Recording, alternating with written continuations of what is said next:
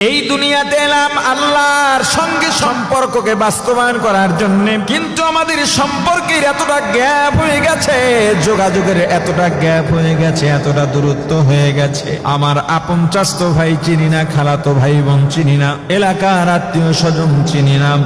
আমার বাবার প্রতি, আমার বংশের প্রতি যাদের এত অবদান আছে তাদেরকেও চিনি না, সম্পর্কের গ্যাপের কারণে।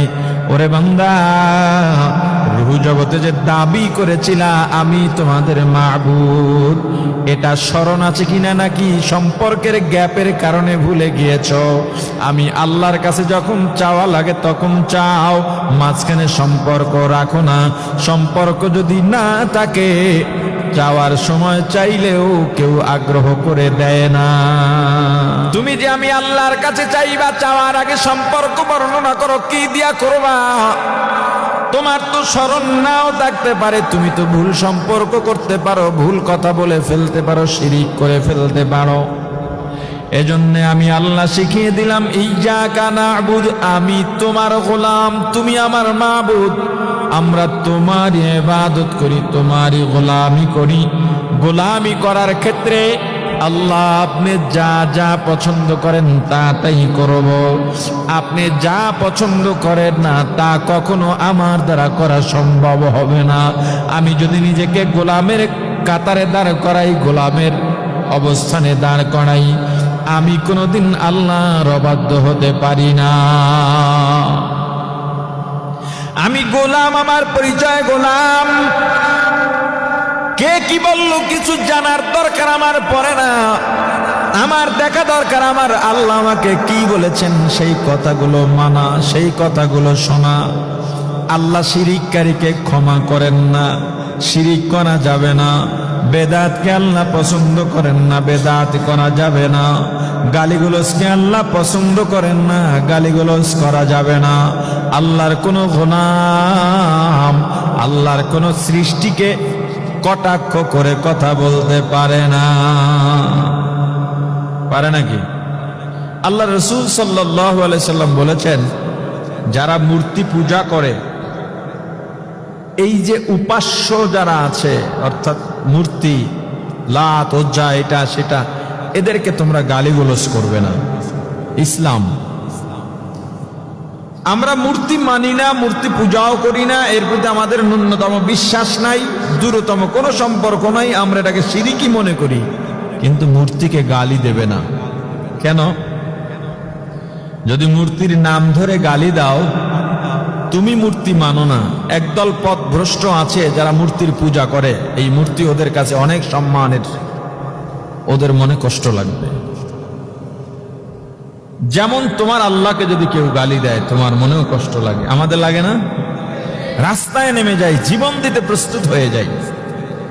আমরা মূর্তি পূজা করব না, ঠিক, মানুষকেও নিরুৎসাহিত করব।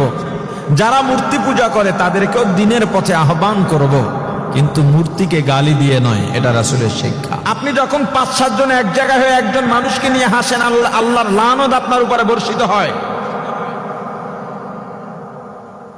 অনেক মানুষ আছে না, বাউন বলে, বাউন নাকি কি বলে, আপনার কি বলেন জানি না, ছোট হয় সাইজে, রাস্তা দিয়ে হাঁটতেছে, আপনারা ৫-৭ জন বসা, তাকে ইশারা করে নিজেরা হাসাহাসি করতেছেন। তাকে এভাবে বানাইছেন কে? আল্লাহর সৃষ্টি নিয়ে কখনো উপহাস করা যাবে না। মানুষকে কটাক্ষ করা যাবে না। আর এই জাতিকে এখন কত আর বুঝাবেন? কলব তো পুরা পাথর দিয়া ঢালাই হয়ে গেছে, সীসা দিয়া ঢালাই হয়ে গেছে। এখানে যদি একেবারে হৃদয় বিদারক কোনো বিষয় কুড়াল বানাইয়াও আঘাত করেন, তবুও হৃদয়ে কাজ করে না। এখন আমরা জেতার নেশা, জেতার, এই যে জেতার নেশা, একটা কথা বলি আজকে, শুধু আমি জিতব, আমাকে জিততেই হবে। আমি একটা কথা ভুল বলেছি, এখন এই ভুলটাকে আমার সঠিক বানাতে হবে, না হয় আমি হেরে যাই। দুই গ্রুপ, এ এক গ্রুপ, এ এক গ্রুপ। এরা ভুল বললো, এদের লোকেরা ঠিক, এরা ঠিক বললে এদের লোকের কাছে ভুল, এরা ভুল বললে এদের কাছে ঠিক। এইভাবেই তো চলতেছে, এইভাবে চলতেছে না?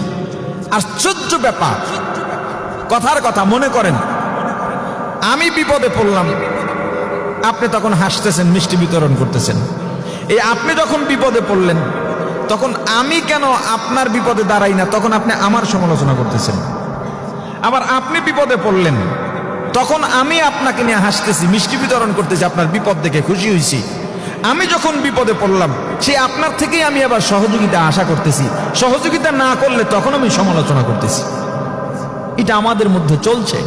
এই যে জেতার নেশা, এই জেতার নেশাই মুসলিম উম্মাহকে আজকে বিভক্ত করে ফেলেছে।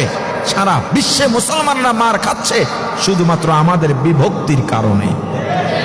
অতি গভীর হয় রজনী যখন নীরবে প্রভুর নাম জপিও, তখন প্রভুর করুণা যদি পাইবারে চাও, অতি গভীর রজনীতে প্রভুর গুণগান গাও।